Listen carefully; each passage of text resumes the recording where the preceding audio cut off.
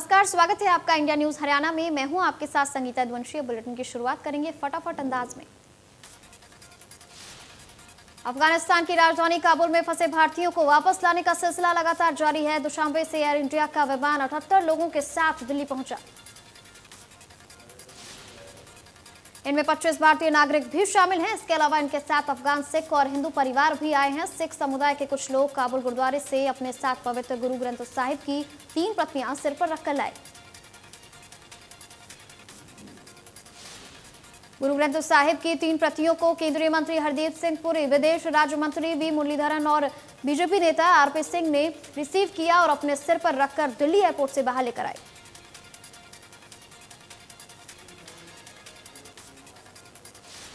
Corona virus की तीसरी लहर की आशंका के बीच प्रधानमंत्री नरेंद्र मोदी ने अहम मीटिंग बुलाई है। इस मीटिंग में कोरोना की मौजूदा स्थिति पर चर्चा की जाएगी। बैठक में महामारी से निपटने के लिए अब तक उठाए गए कदमों का रिव्यू भी होना है। जानकारी के मुताबिक बैठक में स्वास्थ्य मंत्रालय, कैबिनेट सचिव और नीति आयोग शामिल होगा।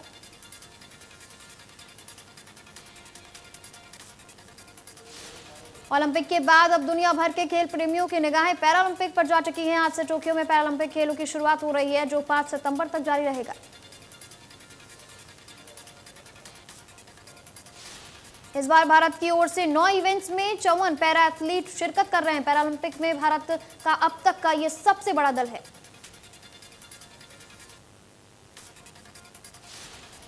बल्लभगढ़ के ऊंचा गांव के रहने वाले सिराज टोक्यो में पैरालंपिक टूर्नामेंट में शूटिंग रेंज में भारत का नेतृत्व कर रहे हैं। परिजनों ने बेटी की जीत के लिए दुआ मांगी। परिजनों का कहना है कि सिर्फ 4 साल में ही उनके बहुत सारे मेडल जीतकर क्षेत्र का नाम रोशन किया है। उन्हें उम्मीद है कि इस बार भी वो देश के लिए कोई गोल्ड मेडल जरूर जीत कर लाएंगे। सोनीपत के धर्मवीर नैन दूसरी बार पैरालंपिक में देश का प्रतिनिधित्व करने जा रहे हैं। इन दिनों वो सुबह शाम अलग अलग सेशन में जमकर पसीना बहा रहे हैं ताकि देश की झोली में मेडल ला सकें। धर्मवीर नैन इस बार पैरालंपिक में अपने गुरु अमित सरोहा के प्रतिनिधि बनकर मैदान में खड़े हैं। धर्मवीर का कहना है कि उन्हें पूरा भरोसा है कि वो देश के लिए पदक जीतने में कामयाब होंगे। विधानसभा के मानसून सत्र के तीसरे दिन गन्नौर से विधायक निर्मल रानी ने सवाल पूछा कि प्रदेश के स्कूलों में कंप्यूटर शिक्षा शुरू करने के लिए क्या कदम उठाए हैं। निर्मल रानी के सवाल का शिक्षा मंत्री कमलपाल गुर्जर ने जवाब दिया। कहा कि प्रदेश में 6वीं से 12वीं कक्षा तक के छात्रों के लिए राजकीय उच्च और सीनियर सेकेंडरी स्कूल में 3122 कंप्यूटर लैब स्थापित हैं। शिक्षा मंत्री ने बताया कि लैब में 2036 कंप्यूटर फैकल्टी और 2215 कंप्यूटर लैब अटेंडेंट कार्यरत हैं। सीनियर सेकेंडरी स्कूल के लिए कंप्यूटर विज्ञान पीजीटी के लिए 1967 पद स्वीकृत हैं, जिसमें से 337 पदों पर पीजीटी काम कर रहे हैं। शिक्षा मंत्री ने कहा कि एचएसएससी को 1410 पदों पर भर्ती के लिए मांग भेज दी है। समग्र शिक्षा योजना के तहत साल 2021-22 के दौरान 800 और कंप्यूटर लैब स्थापित किए जाएंगे।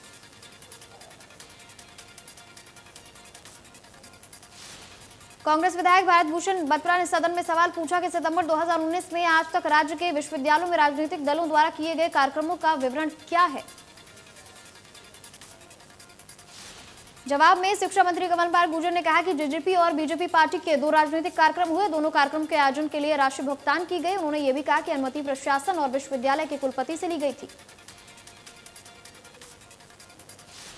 तो शाम से कांग्रेस विधायक किरण चौधरी ने कहा कि राज्य में सरकार बीपीएल परिवारों को जन वितरण प्रणाली द्वारा सरसों का तेल उपलब्ध नहीं करा रही है। सरकार ने तेल की आपूर्ति की कमी को दूर करने के लिए क्या योजना बनाई है। किरण चौधरी ने कहा कि पिछले 3 सालों में राज्य की एजेंसियों के माध्यम से कितनी सरसों खरीदी गई, इसको लेकर के हर साल का सरकार विवरण दे। किरण चौधरी के सवाल पर दुष्यंत चौटाला ने जवाब देते हुए कहा कि प्रदेश सरकार को हैफेड के माध्यम से सरसों नहीं मिल पाई क्योंकि एमएसपी से ज्यादा सरसों बेची गई। दुष्यंत चौटाला ने कहा कि 250 रुपए प्रति परिवार हर महीने सरसों के तेल की जगह पर दिए जाएंगे। पिछले 2 महीने के पैसे दिए जा चुके हैं। दुष्यंत ने विपक्ष पर निशाना साधते हुए कहा कि पिछले सत्र में यही लोग थे जो कह रहे थे कि मंडी खत्म हो जाएगी, एमएसपी खत्म हो जाएगी, और अब खुद कह रहे हैं कि एमएसपी से ज्यादा मूल्य पर सरसों खरीदी गई है।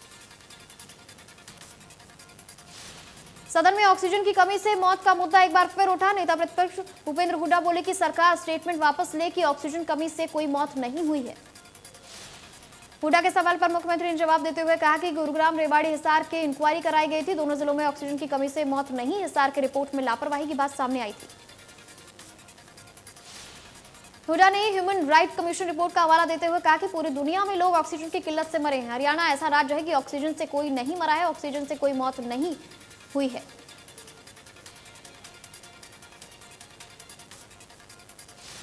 तो वहीं किरण चौधरी ने सदन में जल संकट का मुद्दा उठाते हुए भिवानी की अनदेखी का आरोप लगाया। कहा कि तोशाम हलके के गांव में पानी की किल्लत है, ज्यादातर गांव में वाटर टैंक सूखे पड़े हैं।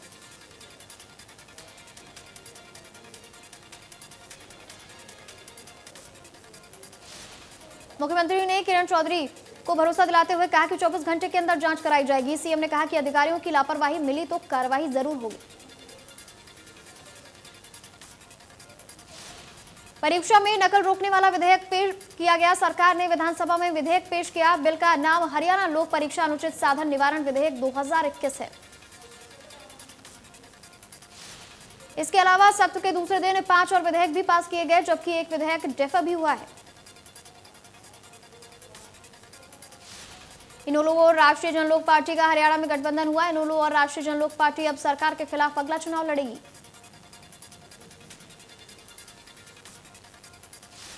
इनेलो नेता अभय चौटाला ने पेपर लीक मामले पर बोलते हुए कहा कि 28 बार पेपर लीक हुए और रद्द किए गए। पेपर लीक में बहुत बड़ा खेल हुआ है और उसमें बहुत पैसे का लेन देन भी हुआ है। अभय चौटाला ने कांग्रेस पर तंज कसते हुए कहा कि पेपर लीक का मुद्दा कांग्रेस ने तब विधानसभा में उठाया जब मैंने राज्यपाल को इन सब मुद्दों पर ज्ञापन दिया था। सोनीपत का सुभाष स्टेडियम बदहाली के आंसू रो रहा है। स्टेडियम में बिना कोच के खिलाड़ी प्रैक्टिस कर रहे हैं, जिससे उनका मनोबल टूट रहा है। स्टेडियम में कई महीनों से कुश्ती का कोच नहीं है। प्रैक्टिस करने वाले खिलाड़ियों का कहना है कि अधिकारी सरकार की खेल नीति को पतीला लगा रहे हैं। ऐसे में करोड़ों का बजट भ्रष्टाचार की भेंट चढ़ रहा है। स्टेडियम में पीने के पानी की व्यवस्था से लेकर के साफ सफाई की जिम्मेदारी कोई नहीं लेता है। पहलवानों को सुविधाएं नहीं मिल पा रही हैं। स्टेडियम में चलने वाली हरियाणा कुश्ती अकेडमी भी बंद हो गई है। गुरुग्राम में मकान मालिक ने अपनी बहू, किराएदार की बीवी और उसके बच्चे की हत्या कर दी और फिर थाने में आकर सरेंडर भी कर दिया। मकान मालिक को अपनी बहू और किराएदार के बीच अनैतिक संबंधों का शक था, जिसके चलते उसने वारदात को अंजाम दिया। हत्याकांड में एक बच्ची घायल है। 5 साल से हरियाणा सरकार के पैसे वापस लौटाने के लिए दर दर की ठोकरें खा रहा है। जींद का एक किसान 2016 में जुलारा में खनेटी गांव के किसान के खाते में तहसीलदार कार्यालय के खाते से 53,000 रुपए एक्स्ट्रा जमा हो गए थे। हरियाणा सरकार ने सफेद मक्खी और किसी वजह से खराब हुई कपास की फसल के 2015 में प्रति एकड़ 8,000 रुपए मुआवजा बांटा था। गलती से किसान और उसके भाई के खाते में 70,000 के करीब राशि जमा कर दी। किसान ने 2.25 एकड़ में कपास की फसल बोई थी, इसलिए मुआवजा 16,000 के आसपास बनता था। किसान को जैसे ही पता लगा कि उसने तहसीलदार कार्यालय को स्पीड पोस्ट के माध्यम से पत्र लिखकर पैसे वापस लेने के लिए आग्रह किया। महम में एसडीओ कार्यालय के बाहर बिजली निगम के कर्मचारियों ने हड़ताल की। 2 घंटे के लिए हड़ताल रही। बिजली निगम के कर्मचारियों के मुताबिक मांगों को नहीं मानने पर अनिश्चितकालीन हड़ताल करेंगे। करनाल के जिला सचिवालय में पहुंचकर किसानों ने कहा कि शुगर मिल 18 मेगावाट बिजली बनती है, जिससे शुगर मिल को 5 मेगावाट बिजली की जरूरत है और बाकी 13 मेगावाट बिजली ही बचती है। उसके लिए प्रशासन 132 केवी का बिजली घर लगा रहा है, वो गलत है। किसानों ने कहा कि केवल 32 मेगावाट का ही पावर हाउस लगे। किसानों का कहना है कि 132 मेगावाट का पावर हाउस लगने से खेतों में बड़े बड़े खंभे निकाले जा सकते हैं, जिससे उन्हें नुकसान होगा। किसानों ने कहा कि कुछ अधिकारी भ्रष्टाचार करना चाह रहे हैं और सरकार का पैसा बर्बाद करना चाह रहे हैं। किसानों को और आम लोगों को परेशान कर रहे हैं। इसी को लेकर के जिला सचिवालय में पहुंचे हैं और तहसीलदार को ज्ञापन दिया है। भिवानी में सरकार और सिस्टम से परेशान नीनान गांव के लोगों ने रोड जाम कर दिया। लोगों की मांग है कि गांव में बने नेशनल हाईवे पर गड्ढे भरे जाएं और स्पीड ब्रेकर बनाया जाए। ग्रामीणों ने उनकी माने तो गांव में 30-35 लोग हादसे का शिकार हो चुके हैं। इसको लेकर के वो 10 साल से सरकार और सिस्टम को शिकायत कर रहे हैं, लेकिन कोई सुनवाई करने को नहीं आ रहा है। जाम लगने के बाद सड़क पर वाहनों की लंबी लाइनें लग जाती है। ग्रामीणों ने मृत गोवंश को सड़क पर रखकर प्रदर्शन किया है। जेई के पहुंचने और 2 दिन में उनके द्वारा समाधान का भरोसा देने पर जाम खोला गया। रतिया की प्रेमनगर कॉलोनी के नालियों और गलियों की समस्या को लेकर के लोगों ने बीडीपीओ कार्यालय के बाहर धरना प्रदर्शन किया। सरकार के खिलाफ जमकर नारेबाजी की। लोगों ने अधिकारियों पर अनदेखी के आरोप लगाए हैं। उन्होंने कहा है कि जल्द समाधान ना किया गया तो बीडीपीओ कार्यालय के गेट पर ताला जड़ देंगे। फतेहाबाद में जन स्वास्थ्य विभाग के मजदूर के साथ मारपीट से विभाग के कर्मचारियों में भारी नाराजगी है। मारपीट के विरोध में कर्मचारियों ने धरना प्रदर्शन किया। कर्मचारियों ने आरोपियों की गिरफ्तारी की मांग की है। नकाबपोश आरोपी ने जन स्वास्थ्य विभाग के बेलदार की पिटाई की थी, लेकिन कई दिन बीत जाने के बाद भी पुलिस आरोपी की तलाश नहीं कर पाई है। सोना के वार्ड नंबर 12 में डिपो धारक की धांधली को लेकर के गुस्साए लोगों ने एसडीएम को शिकायत दी है। लोगों ने आरोप लगाया कि डिपो धारक ने करीब 4 महीने से उनके हिस्से का राशन नहीं दिया है। विभाग से शिकायत के बावजूद भी अभी तक डिपो धारक के खिलाफ कोई भी कार्रवाई नहीं की गई है। लोगों ने कहा कि डिपो धारक महिलाओं के साथ अभद्र व्यवहार करता है। हरियाणा पुलिस भर्ती परीक्षा का पेपर लीक करने के मामले में पुलिस को बड़ी सफलता हासिल की है। पुलिस ने जम्मू से 3 और आरोपियों को अब गिरफ्तार कर लिया है। जानकारी के मुताबिक पुलिस जम्मू में पिछले 12 दिनों से डेरा डालकर आरोपियों की तलाश में जुटी हुई थी, जिसके बाद 3 आरोपियों को दबोचने में सफलता मिली है। पेपर लीक मामले में अब तक कुल 28 आरोपी गिरफ्तार हो चुके हैं। पुलिस के मुताबिक तीनों आरोपियों को कैथल लेकर आया जाएगा। किसान यूनियन के जिला अध्यक्ष आजाद पालवा ने उचाना में प्रेस कॉन्फ्रेंस को संबोधित किया, जिसमें पालवा ने बताया कि 26 अगस्त को किसान आंदोलन को 9 महीने पूरे हो जाएंगे। 26 अगस्त को उचाना के कपास मंडी में अग्रवाल धर्मशाला में किसान विचार गोष्ठी का आयोजन किया गया। मीटिंग में किसान, मजदूर, व्यापारी, सभी जातियों और सभी धर्मों के लोगों ने भाग लिया। किसान आंदोलन को मजबूत करने के लिए रणनीति पर चर्चा की गई।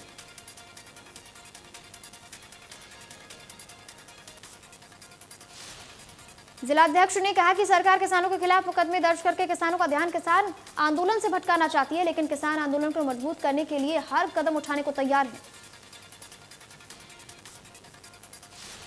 कनीना पावर हाउस में हरियाणा कर्मचारियों की बैठक हुई, जिसमें एनपीएस का मुद्दा छाया रहा। केंद्र सरकार द्वारा पुरानी पेंशन खत्म करने पर हरियाणा कर्मचारी महासंघ ने सरकार विरोधी नारे लगाकर विरोध जताया। हरियाणा कर्मचारी महासंघ पूर्व प्रधान कंवर सिंह यादव ने बताया कि प्रदेश और केंद्र सरकार ने जो फैसला पुरानी पेंशन खत्म करने का लिया था, उसका पूरे देश में विरोध किया जा रहा है। बीजेपी युवा मोर्चा ने अपने राष्ट्रीय कार्य समिति सदस्यों का ऐलान कर दिया है। हरियाणा से बबीता फोगाट को राष्ट्रीय कार्य समिति का सदस्य बनाया गया है। हरियाणा से सिर्फ एक सदस्य को राष्ट्रीय कार्य समिति में शामिल किया गया है। गुरुग्राम में इक्को चौक फ्लाईओवर की दीवार धंसने से लोगों में हड़कंप मच गया। दीवार गिरने की सूचना मिलने के बाद प्रशासन मौके पर पहुंचा और फ्लाईओवर पर ट्रैफिक बंद करवाया। बताया जा रहा है कि फ्लाईओवर की दीवार के नीचे पाइपलाइन लीक होने से दीवार धंस गई, जिसकी मरम्मत का काम जारी है। कुरुक्षेत्र में जेजेपी की बैठक का किसानों ने विरोध किया है। किसान नेताओं ने प्रदर्शन करते हुए कहा कि जब तक काले कृषि कानून वापस नहीं होते, तब तक प्रदर्शन जारी रहेगा। करनाल के कर्ण विहार इलाके में एक मेडिकल स्टोर पर स्वास्थ्य विभाग की तरफ से छापेमारी की गई थी। मेडिकल स्टोर पर छापेमारी के दौरान एक बंगाली डॉक्टर की तरफ से प्रैक्टिस करने का सामान मिला है। जब उसकी डिग्री चेक की गई तो उसे हरियाणा से मान्यता प्राप्त नहीं थी। स्वास्थ्य विभाग की तरफ से कुछ उपकरण को सील कर दिया गया है। स्वास्थ्य विभाग की जांच जारी है। करनाल में बाइक चोर गिरोह पर पुलिस ने शिकंजा कसा है। पुलिस ने बाइक चोरी करने वाले 3 आरोपियों को गिरफ्तार कर लिया है। पुलिस ने आरोपियों से चोरी की हुई 18 बाइक बरामद कर ली हैं। आरोपियों में एक बाइक मिस्त्री भी शामिल है। चोर पार्किंग में खड़ी बाइकों को निशाना बनाते थे। इस तरीके से पुलिस ने चोरों से 18 बाइक बरामद कर ली हैं। अंबाला नगर निगम में काम करने वाले एक 26 वर्षीय कर्मचारी ने देर रात फांसी का फंदा लगाकर जान दे दी। मृतक के परिजनों का कहना है कि मृतक को किसी व्यक्ति का कर्जा देना था, जिसकी वजह से वो मानसिक रूप से परेशान चल रहा था। मृतक युवक को उनके परिजनों ने पुलिस के आने से पहले फांसी के फंदे से नीचे उतारा हुआ था। उन्होंने बताया कि मृतक के पास से किसी भी तरीके का सुसाइड नोट नहीं मिला है। पुलिस ने मृतक के परिजनों की शिकायत के आधार पर मामला दर्ज कर लिया है। शव को नागरिक अस्पताल में पोस्टमार्टम के लिए भेज दिया है। देश में फिर बढ़ने लगे हैं कोरोना के मामले। पिछले 24 घंटे में सामने आए 25,000 से ज्यादा नए मामले। कुल मरीजों की संख्या 3,24,00,000 के पार हो गई है। केरल में कोरोना का प्रकोप बढ़ता जा रहा है। पिछले 24 घंटे की बात की जाए तो 10,402 नए मामलों की पुष्टि हुई, जबकि एक दिन में 66 लोगों की मौत हो चुकी है। महाराष्ट्र में 24 घंटे में कोरोना के 3,644 नए मामले सामने आए हैं। एक दिन में 105 मरीजों ने दम तोड़ दिया है। महाराष्ट्र में अब भी करीब 50,000 केसेज एक्टिव हैं। दिल्ली में 24 घंटे में कोरोना के 17 नए मामले मिले। एक दिन में 41 मरीज रिकवर हो चुके हैं। दिल्ली में अब 374 केसेस एक्टिव हैं। प्रदेश में कोरोना की दूसरी लहर पर लगाम लगी है। एक दिन में सामने आए हैं 15 नए मरीज और एक दिन में एक मरीज ने दम तोड़ दिया है। कुल मरीजों की संख्या 7,70,000 के पार पहुंच गई है। हरियाणा में लोगों को छूट के साथ ही 6 सितंबर तक लॉकडाउन बढ़ा दिया गया है। प्रदेश में छूट के साथ लॉकडाउन अब जारी रहेगा। कोरोना पर पीएमओ को एनआईडीएम ने रिपोर्ट सौंपी है, जिसमें तीसरी लहर पर बच्चों पर कहर का खतरा बढ़ता जा रहा है, इसका अंदेशा जताया गया है। ऑनलाइन नौकरी के नाम पर ठगी करने वाले एक गिरोह का भांडाफोड़ करते हुए साइबर क्राइम टीम ने 3 आरोपियों को गिरफ्तार कर लिया है। ये तीनों आरोपी ऑनलाइन नौकरी के नाम पर हिसार के 2 लोगों से हजारों रुपए ठग चुके थे और ठगे गए लोगों की शिकायत पर पुलिस ने कार्रवाई की है। अफगानिस्तान में तालिबान की ताकत काफी ज्यादा बढ़ गई है। अब जल्द ही देश में नई सरकार का गठन भी होने जा रहा है। तालिबान ने इसके स्पष्ट संकेत दे दिए। इस बीच उसकी तरफ से अब देश की नीतियों में हस्तक्षेप करना भी शुरू कर दिया है। आर्थिक मामलों के आयोग में नया आदेश जारी कर दिया है। उस आदेश के मुताबिक अब स्क्रैप मेटल के निर्यात पर रोक लगा दी गई है। अफगानिस्तान में फिर अपनी सरकार बनाने की तैयारी में कर रहे तालिबान को पंजशीर के लड़ाकों से तगड़ी टक्कर मिल रही है। अफगानी सेना ने जरूर कई इलाकों में बिना लड़े सरेंडर कर दिया है। पंजशीर में तालिबान के लिए तमाम चुनौतियां खड़ी हैं। पंजशीर के लड़ाकों ने दावा कर दिया है कि उन्होंने एक हमले में 300 तालिबानी मार गिराए। अफगानिस्तान के उपराष्ट्रपति अमरुल्लाह सालेह ने एक ट्वीट करते हुए तालिबान पर तंज कसते हुए कहा है कि जब से तालिबानियों पर बड़ा हमला कर दिया गया है, उसके लिए एक पीस में जिंदा वापस आना भी चुनौती बन गया। तालिबान ने पंजशीर में अपनी लड़ाकों की संख्या बढ़ा दी है। अमेरिकी राष्ट्रपति जो बाइडेन ने बड़ा बयान देते हुए कहा है कि अफगानिस्तान में स्थिति चिंताजनक है और उन स्थितियों का फायदा वहां मौजूद आतंकी उठा सकते हैं। बाइडेन ने कहा कि ये आतंकी आम अफगानी और अमेरिकी सेना को अपना निशाना बना सकते हैं। हमने स्थिति पर पैनी नजर बनाई है। हम आईएसआईएस के खतरे से भी निपटने को तैयार हैं। जातिगत जनगणना को लेकर के बिहार के करीब 1 दर्जन नेताओं ने प्रधानमंत्री नरेंद्र मोदी से मुलाकात की है। मुलाकात करीब 40 मिनट तक चली, जिसमें सभी नेताओं ने जातिगत जनगणना की मांग की है। बिहार, उत्तर प्रदेश समेत अन्य राज्यों में लंबे वक्त से जातिगत जनगणना को लेकर के मांग उठ रही थी। बिहार में जहां नीतीश, तेजस्वी समेत अन्य नेताओं एक साथ आए हैं, तो वहीं यूपी में भी अखिलेश यादव, मायावती इस मांग को उठा चुके हैं। बलूचिस्तान के गिचक इलाके में रविवार को एक आईईडी विस्फोट हो गया। धमाके में पाकिस्तान सेना के एक कैप्टन की मौत होने की और 2 जवानों के घायल होने की खबर है।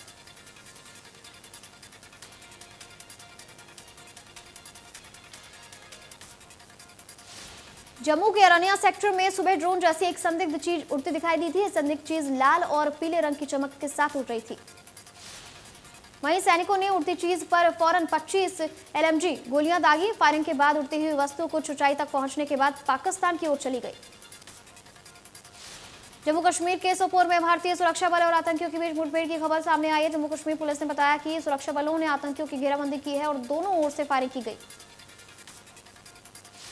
इससे पहले सोमवार को एसओजी के कमांडो ने टीआरएफ के सरगना अब्बास शेख और उप सरगना शाकिर मजूर को मुठभेड़ में मार गिराया था। दोनों पुलिस के रडार पर लंबे समय से थे।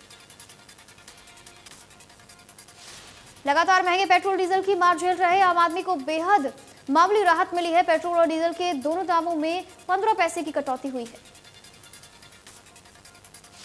लगातार हो रहे विरोध के बीच पेट्रोल के दामों में ये कटौती 35 दिनों के बाद की गई। राजधानी दिल्ली में पेट्रोल 101 रुपए 49 पैसे प्रति लीटर है, तो डीजल 88 रुपए 92 पैसे प्रति लीटर बिक रहा है।